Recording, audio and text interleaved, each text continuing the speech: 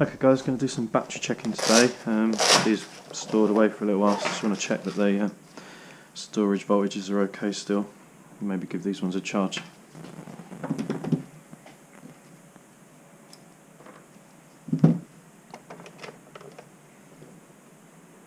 So that looks all good. It's 3.9, 3.9, 3.9. Let's check this one too. They should be pretty much the same. Yeah, that one's good too. 3.9, 3.9, 3.9. So both batteries are healthy. I'm going to actually give these a quick charge because I want to just check the Bluetooth app with the car today to see if there's any updates on any of the firmware. So I'm going to do that shortly and then give it a run around the car park. So let's just ping these on charge. Great ID charger this. It pretty much tells you everything as it's charging, and it charges both batteries at the same time. Automatically sets up your LiPo balance charge as soon as you plug your batteries in, so it knows exactly what it's doing for you.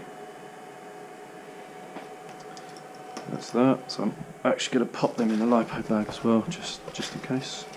There should be nothing wrong with these batteries at all. I mean, they're looking in good condition.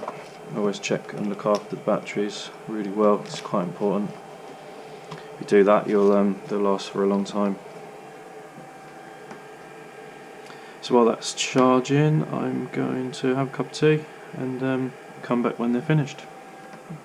Just a thought while I was checking batteries, kind of had these in storage for quite a while. This is my starter box battery that I use for my nitro racing. So I haven't been racing this year, so it's been out of action for quite a while. But what I used to have on it is this smart alarm. So whenever I was using this battery, I connected this to the smart alarm. So if that battery drained too low, the alarm would go off. But you could also use it as a battery checker, as long as you got your, for your leads here, your balance leads, you just plug that into this port here. I don't know if you'll be able to see that, but then you can check the voltage in each cell just to make sure it's not dropping. So I mean, it's 3.9, 3.9 and 4 and 4, so it's a 4-cell battery, so that's still okay being stored. Just like to check that now and then, just so I don't ruin the battery by letting it drop below its low voltage cut off. So that's still okay. And then I've got a 2S, my receiver pack LiPo, which I may as well check while we're here. Literally you just pop that into the bottom pins from the minus up, and then that'll measure. Hopefully the alarms won't go off. So this was on 41% overall. So what we're looking at, it's 2S, so it's 3.8 and 3.8, so might give that a bit of a boost charge actually, just so that that's got something a bit more in it. So like I say, it's been stored for over a year now. Still okay, but don't want to risk it going too low over the next few months. And then my 2S LiPo for my radio. Let's check that one while we're here too. That's on 63%, so I think we're going to be good with that one. Oh, 77 is just pinged up. Let's just check each cell. So that's a 4 and a 3.99, so we're looking good. So that one's fine. So yeah, I'm just going to give that one a bit of a boost. Obviously I've not used that one for a while. I'm going to need to do that on my other charger, so once I get that out of the box and plug everything in, I'll show you how it goes. So I've got my charger all plugged in now and my leads all plugged in. This battery is going to be plugged into this lead and the balance lead into the side of the charger too. So let's just firstly set this up. This is all set up for my 4S 5000, which is my starter box battery. So I just need to change this. So I'm just going to click through to the 4S, change that down to 2S because it's a 2S battery. You must do this on this charger. You need to set this charger up. It's not like the Easy Peak Live ID charger that knows what battery you've plugged in and sets up the charge for you. This, we need to set it up. So it's a 2S battery, LiPo charge. and it's going to be, I'm going to do it at the 1C charge rate, so it's going to be it's a 2500 milliamp hour battery, so I'm going to change that to 2.5 amps, so 2500, and then I'm just going to charge this up, 2500, 2.5 amps. So here I'm going to plug this into the balance port, which start from the minus. I don't know if you can see that, but the little minus there. Start from there, and that will bring along the pins to the correct battery. Then I'm going to plug. Obviously, you want to make sure you get these round the right way. You should only go in one way, red to red, black to black. That should only fit just in one way there. I am going to put this into the LiPo bag, just for safety. It's quite a tight fit, but it does go in. Get it all in there, all the leads, and roll.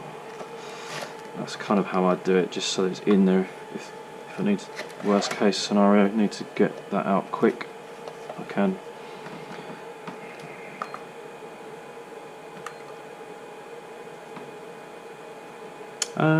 Okay, that's odd. So that's annoying. Kind of gonna have to switch that off again. Oh well, there you go. Start that again, that process. Just gonna switch this charger off. For some reason it's gone into some sort of foreign language. I want to make sure this is charging correct.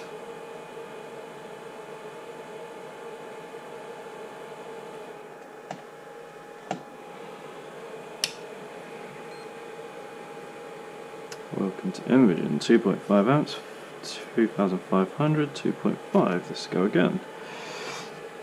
And it just had a bit of a funny turn, as we all do now and then.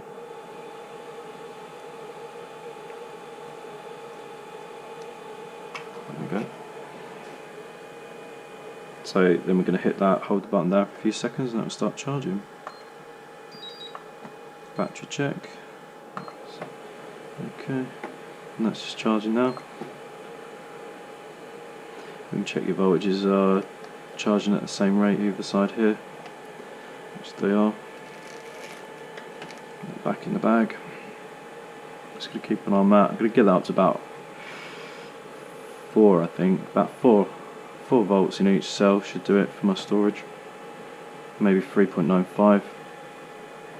But yeah, I'm going to keep an eye on that one while that's charging.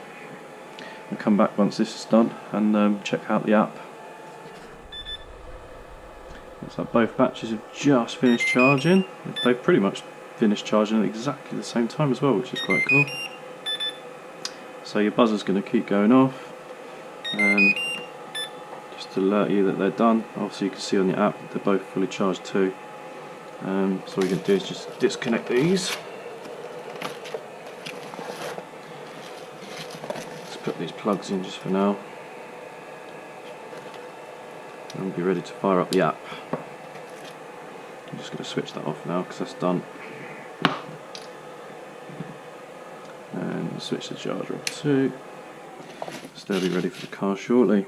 I'll switch it back on once we're there. This battery, I'm actually on 4.02, 4.03, so I'm pretty much, I think, going to stop that battery there. That's got enough in there for a storage level, I think, for myself personally. It's just I regularly, going to keep checking these now. I'm not using the batteries so often, so that should be fine. Just hit the stop button.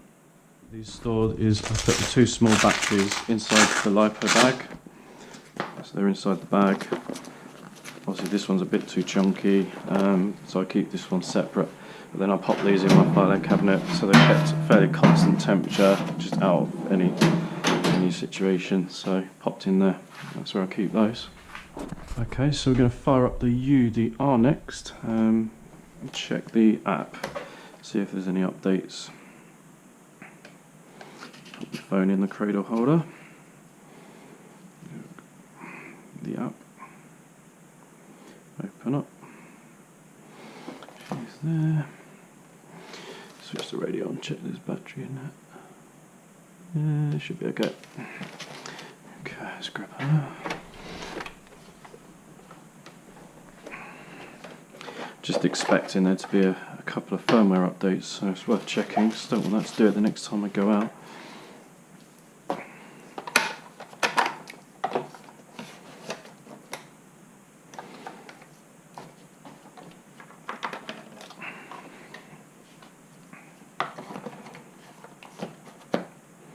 Just be careful when you're putting your batches in, make sure your wires aren't snagging or getting caught or rubbing or anything silly. Make sure everything's good. Pop the cover back on. So these are fully charged now, so I can do this update. And right, so you want to switch your radio on, and then the car, and the button. Where's the button gone? There we go. So here we go, so as I thought, multiple updates required, so I'm going to proceed. So we've got a transmitter and a receiver. So yeah, I'm going to hit the proceed there. And before updating electric model, make sure the drive wheels are off the ground, etc. That's fine. Once you begin the update, you must not terminate the application or power down your transmitter and begin update. That's fine. That's preparing everything there.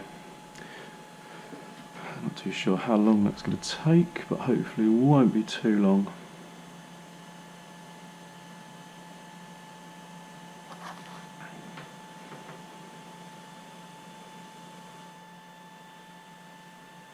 So it goes through a two-stage update generally. So update is stage 1 of 2, and then it should get to the end of that one, hopefully verify stage 2.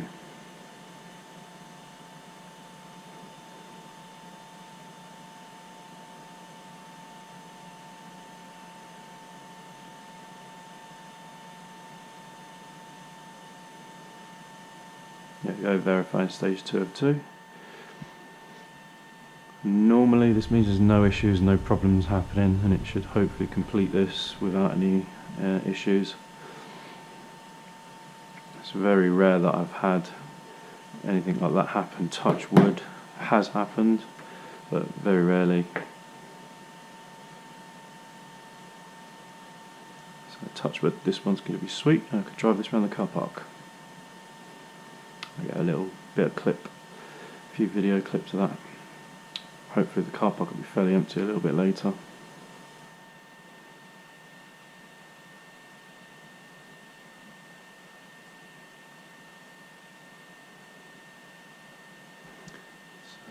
These updates aren't taking too long, so hopefully that won't be much longer before they're both confirmed and the car's ready to use again.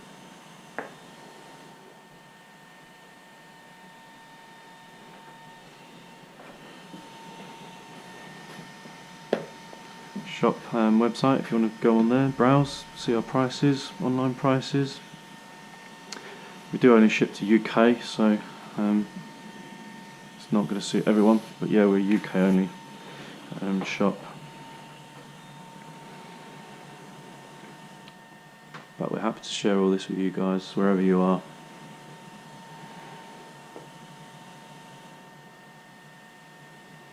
That's almost done. Stage 2 for the TQR transmitter, then it'll be the receiver next.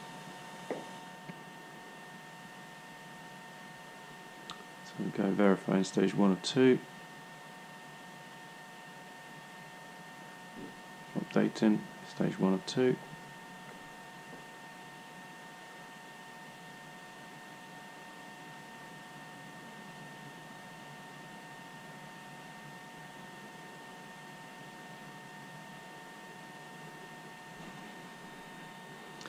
It's 11 o'clock, so I'll open up the shop soon, so hopefully this won't take too much longer. We'll end up with people knocking on the door.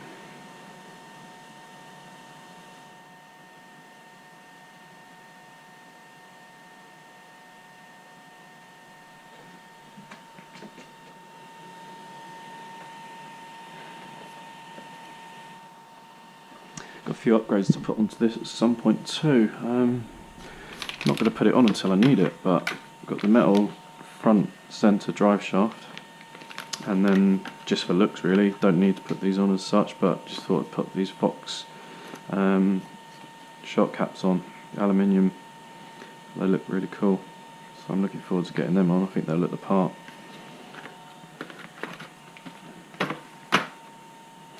Obviously it's already got the light kit on it, and it's already got the GPS telemetry expander and the GPS speed module installed, so you get speed runs and everything if you want to.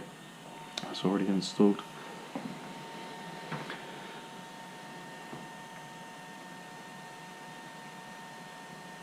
And at some point I wouldn't mind making my own body, so I'll get a clear shell and paint it my own colours. Quite enjoy doing that. May make they brought the new yellow Traxxas Land Rover out recently, and I'm quite liking that, so we're going to get one in for the shop so we can put our logos on it. I think it'll look good on there. I'm just wondering, I might do the same with the UDR, may paint it nice bright yellow. We're on stage 2.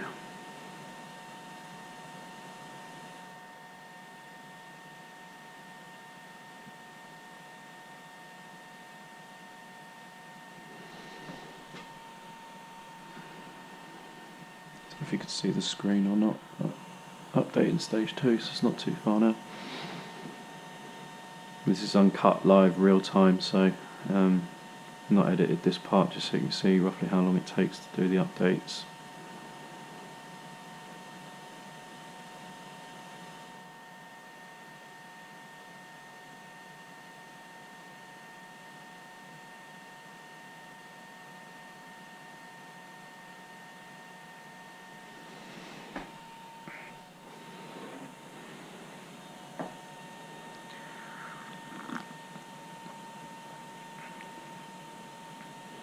While that's doing that, we'll have a quick look around the website actually while we wait. Grab your chair, I'm really sat on the floor then. So it's www.rctfb.com.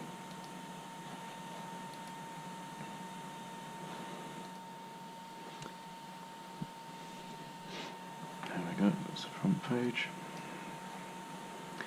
So where we kind of put all our ads and just images of various things, to sort of pull you in.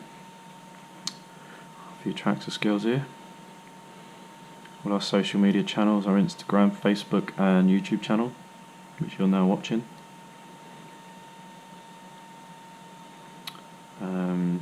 Delivery terms, next day delivery when you spend $3.99.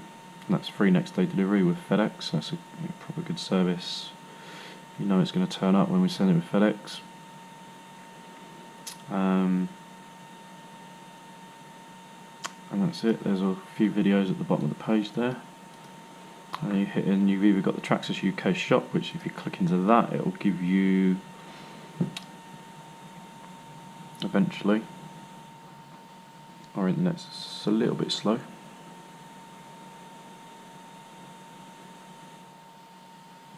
You get the main Traxxas page. So another thing we're doing recently is if you buy in the shop and you actually come into our store to purchase, we will give you £10 off all brushless RC cars. So if you go to a brushless car that's £400, then we'll take £10 off that because you're purchasing in store.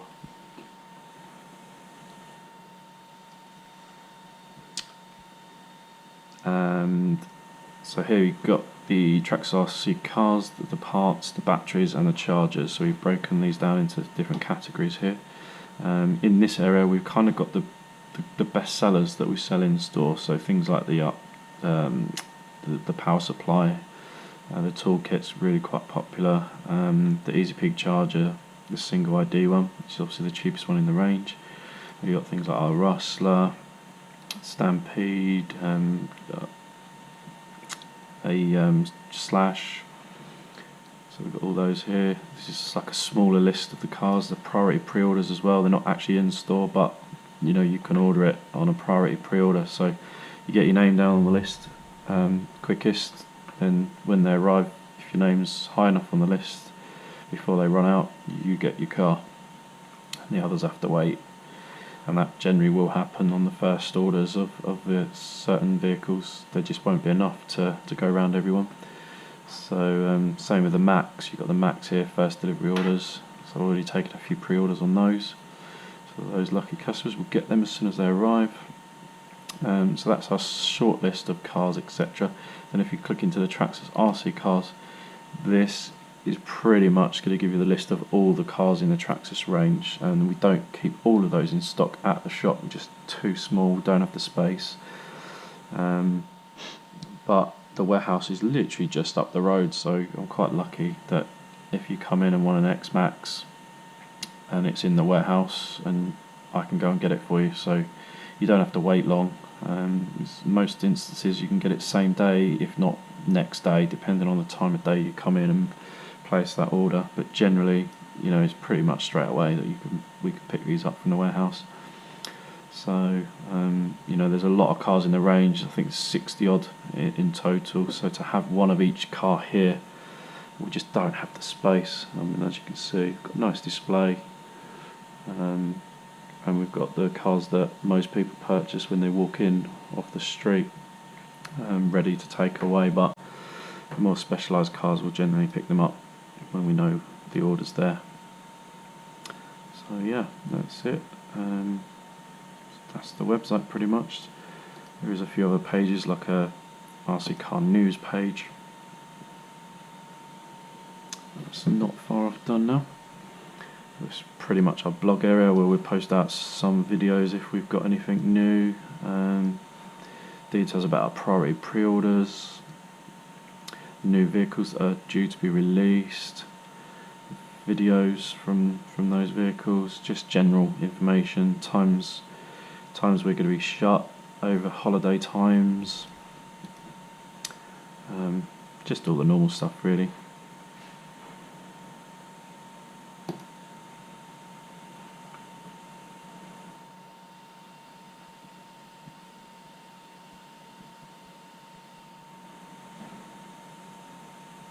Delivery terms. I'll explain all our delivery options.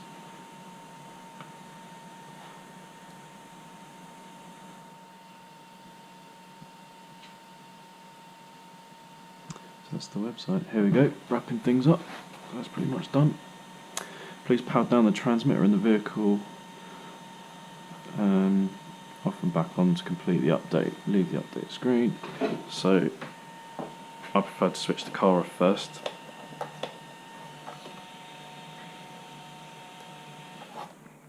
And then the radio. And that's the phone ringing, so I better answer that. Hello, John speaking. Yeah. Oh, okay. Yeah, I'm in. I'm just got to open up the door for you, so I won't be 2 seconds. I'll open the front doors. All right. No, it's downstairs. It's downstairs. There's a little car just as you go back out the entrance. It's just to the left of you as you come back out. Them two black doors, I'll open them up. There's a car parked right in front of them. So I am in here just doing a video. So I'll open them doors up. All right. Thanks, mate. Bye. Okay, I'll leave it there. I'm going to come back to that shortly. So here we go. The batteries are charged. They're in the car. Let's just ping the app on. Radio on. Let me show you the way my app's set. Pop the car on. So here we go. Everything's connected now. Vehicle's on. All my readings. So I've got the amps, current max, and the battery through the power through the receiver. So I'm getting 6 volts there. The battery at the ESC, which is the 2 LiPos, it's got 24.9 volts there. Then I've got my temperature gauge on the motor and my ESC temperature as well. And then my inclinometer gauge, which at the moment car's upside down, so it's beeping at me and vibrating because car's not in the right way up. And obviously you've got your miles per hour, which is running on the GPS module. When I go outside that will light up green, that little red thing there. And then the RPM obviously. So I've got everything there. which is quite cool. Also your lights, you got on the UDR, if you've installed the lights, you've got the light switches here. At the moment it's on daylight, which just gives you the rear lights up here, and then you can switch on to low. That'll give you your, I'll switch it up the other way in a minute, but that'll give you a low beam, and then you've got your high beam. And then if you want to go both, you can automatically switch those two on there, which gives you a really high beam. So let's pop the card down on the floor and you'll be able to see that properly.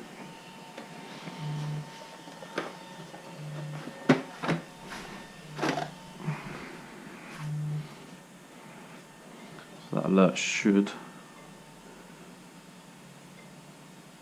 yep, that alert's stopped now where the car's back up the correct way.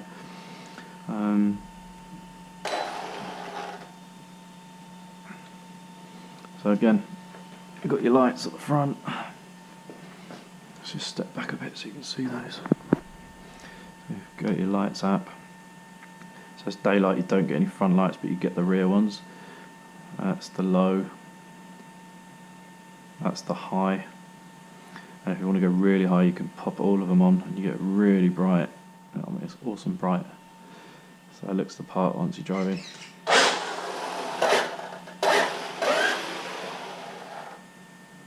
Daylight off. Again, you got on the rear, you've got your lights here. So you've got your rear brake light. Oh, interesting. Oh no, you are.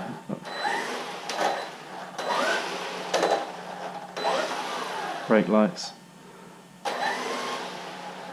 So that's pretty cool. Yeah, that's pretty much it. I mean, everything's set up in there already, so